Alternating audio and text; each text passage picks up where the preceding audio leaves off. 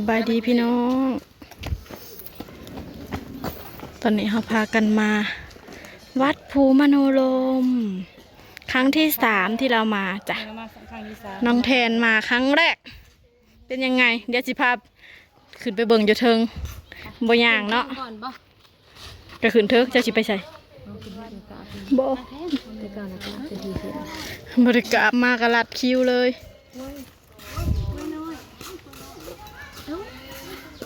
สิดูแท้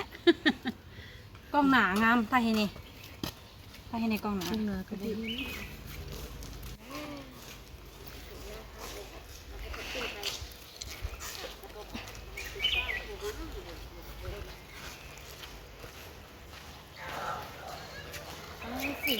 คนงามเลยเนาะเราจะขึ้นไปข้างบน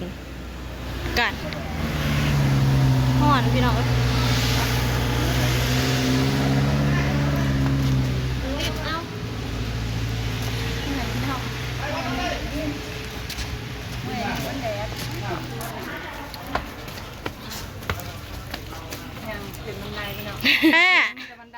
ค่อยๆนะเดี๋ยวเหนื่อย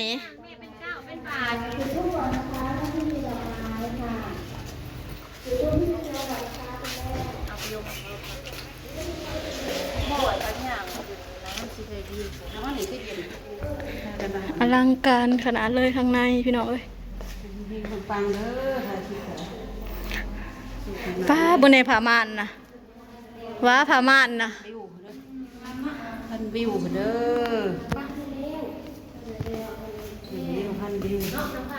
เฮาสิบ่ย่างยันอีแม่เมื่อยเฮาสิขึ้นลิฟต์พี่น้องสั้นอยู่สูงสุดสั้นที่4ขึ้นไปก็คือสิเห็นแบบวิวเมืองหมกกับเมืองอันสวรรค์นาเขตมีแต่ใช้เฮานี่แหละเฮาเลยไปกันเซตบาทนี่น่าจะเป็นอะไรสันที่2เซตพี่น้องเบิ่งหน้าแต่ละคนตอนนี้ตุดโทธโมสังโฆโทธโมสังโฆว่าซั่นงานลิฟลิฟต์หนีบค่ะอีเมเหือดแตกสันที่4อีเมลแล้วหนูซื้ออยู่น่าอันนี้แม่ดอกไม้นะดอกไม้ก่อนจ้าดอกเขาได้บ่นี่ตลกตลกจ้ะเอาก็ซ้ำได้สิหมวดเนาะ4 6ก็นั่งกับ6คน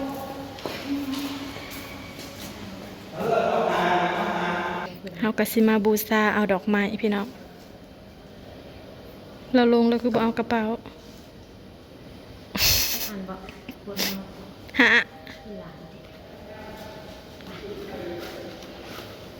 ดอกกล้วยไม้สีม่วงหนาไทยกองหนาเลิศเลิศมากน้องดาวก็เลิศแท้ถ้าแทนเขามาได้ไหมแทนเขามาโอ้ยอย่าไปเฮียงแก้มเลยค่ะร้ายเลย มันคนละสีบ่บ่ว้าวว้ายออกมาเบิ่งวิวเดี๋ยวหลังจากเฮากับไปองค์พระใหญ่แล้วเฮาก็สิลงไปกับองค์ปู่พญานาคพี่น้องนี่แม่น้ำโขงบ้านเฮาอยู่ไสติชื่ออยู่บ้านเฮาน่ะติ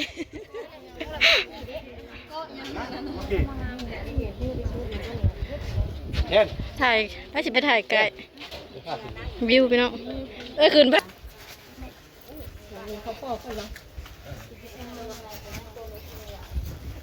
ขึ้นไหมไม่ขึ้นทำไปติดก็ขึ้นเมืองวิวพี่น้อง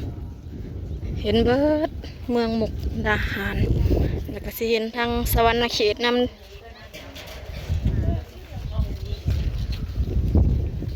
เมืองวิวแม่น้ำโขงฝั่งลาวไทย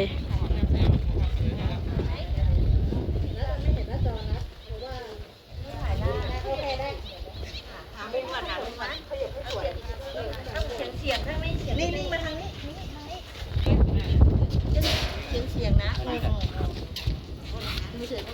โอ้ยข่อยบริการสองเลย โอเคค่ะ ข่อยย่าน สอง ข่อยย่านความสูงข่อยบ่กล้าไปใกล้ โอเค สแทนปิ่น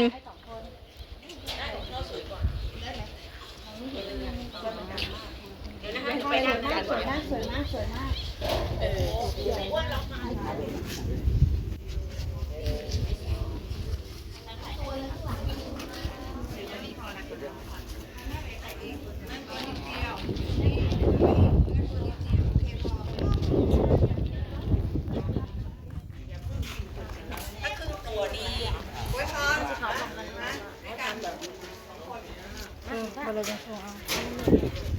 อย่างมาทีได้ไหม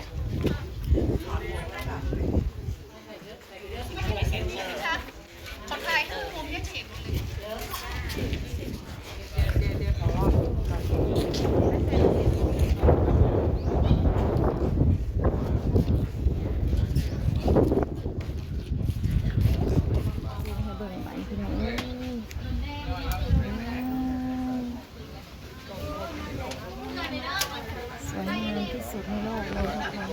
ทุกคน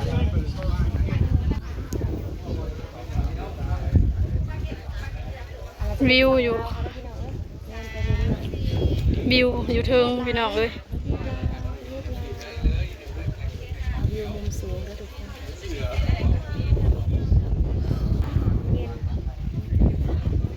บุญฮอด คุณหอดยอดเกี่ยวเด้อจังหอดนะพี่น้อง เฮงๆปังๆเด้อ ยอดวิว การงานการเงินเจริญรุ่งเรือง สูงมือนี่ สุขภาพร่างกายแข็งแรงบุญหอดบุญถึงล้มพี่น้องว้าวได้เพิ่นหาบูแล้วเพิ่นหาบูแล้วล้มมาเลย ให้ลูกร้านปังๆมีเงินมีคำเข้ามาหลายๆ ตอนนี้เรากำลงมาเลยพี่น้องดาวไต่บันไดขึ้นไปพูนไปถ่ายวิวมุมสูงจ้าลงมาแล้วเราก็สิลงไปสันลุ่มวันนี้พี่น้องเลยสำหรับคลิปนี้ก็ขอจบคลิปไว้เพียงเท่านี้ก่อนเด้อพี่น้องเด้อเอาบุญมาฝากจ้าคลิปนี้อยู่ วัดร้อยพระพุทธบาท วัดภูมิมโนรมอยู่จังหวัดมุกดาหารเลยพี่น้องบ่อนที่หามาเที่ยวนี่เนาะเราก็มาครั้งที่3แล้วงานยามใดก็ตื่นตาตื่นใจพี่น้องจ้าสวยงามอลังการเห็นวิว2ฝั่งโขงพี่น้องพอกันคลิปหน้าเด้อพี่น้องเด้อสำหรับคลิปนี้ดาวก็ขอจบคลิปไว้เพียงสำนี้ก่อนพี่น้องจ้าเดี๋ยวรอติดตามชมว่าเราจะไปบ่อนใดแน่เนาะเบิ่งคนก็มาหลายหลายพี่น้องจ้า